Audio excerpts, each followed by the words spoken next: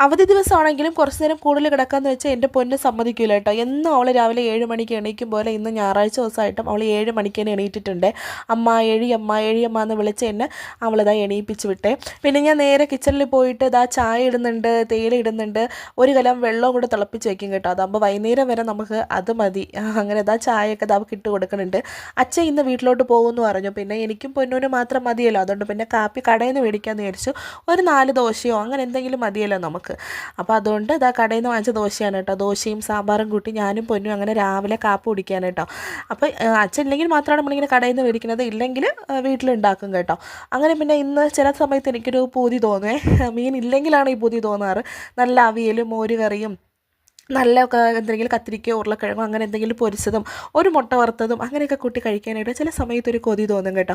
അങ്ങനെ ഇതാ വെജിറ്റബിൾസൊക്കെ ഇതാ കട്ട് ചെയ്തുകൊണ്ടിരിക്കുകയാണ് കേട്ടോ. അന്ന് ഫ്ലിപ്കാർട്ടിൽ നിന്ന് മേടിച്ചില്ലേ, ആ സാധനം ഞാൻ ഇന്നാണ് കേട്ടോ ഇങ്ങോട്ടെടുത്ത് മാറ്റുന്നത്. കാരണം അതിനുശേഷം നമ്മളങ്ങ് വീട്ടിലായിരുന്നു. അപ്പോൾ പിന്നെ വീട്ടിൽ നിന്നാണ്ട കൊണ്ടുവന്നിട്ട് ഇന്നാണ് പൊടികളൊക്കെ അതിലോട്ട് ഇതാ തട്ടി വെക്കുന്നത്.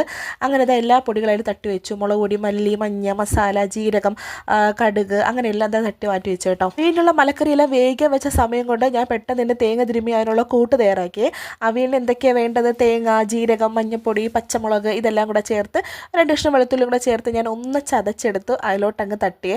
ഉള്ളതിൻ്റെ ഇടയിൽ കൂടെ ഒരു മോരുകറിയും സെറ്റാക്കി. പിന്നെ ഒരു കത്തിരിക്കയും കൂടെ പൊരിക്കാമെന്ന് വിചാരിച്ചു. ഒരു കത്തിരിക്ക എടുത്തിട്ട് അതിനെ ഒന്ന് 4ആയിട്ട് കീറി അതിനൊന്ന് കഷ്ണമായിട്ട് അരിഞ്ഞെടുത്തിട്ട് അതിൽ മുളക് പൊടി, മസാലയും ഉപ്പും കൂടെ തിരുമ്മി അതൊന്ന് പൊരിക്കാനായിട്ട് വെച്ചു കേട്ടോ. എല്ലാം സെറ്റായി കഴിഞ്ഞപ്പോൾ ഒരു മുട്ടയും കൂടെ വറുക്കണ്ടേ, അങ്ങനെ മുട്ടയും കൂടെ പൊരിക്കാൻ വേണ്ടി വെച്ചു കേട്ടോ. 2 കഷ്ണം കാന്താരിയും കൂടെ ഇട്ട് കൊടുക്കുക കേട്ടോ. അത് എനിക്ക് മാത്രം, പൊന്നൂസിനും വെറും മുട്ട. അങ്ങനത്തെ ചോറും മോര് കറിയും കത്തിരിക്ക വറുത്തതും മുട്ട വറുത്തൊക്കെ നമ്മളിത് ചോറ് ഇരിക്കുകയാണ്. അപ്പം ഇന്നത്തെ വീഡിയോ വിശേഷം ഇതേ ഉള്ളൂ. നാളെ കാണാം.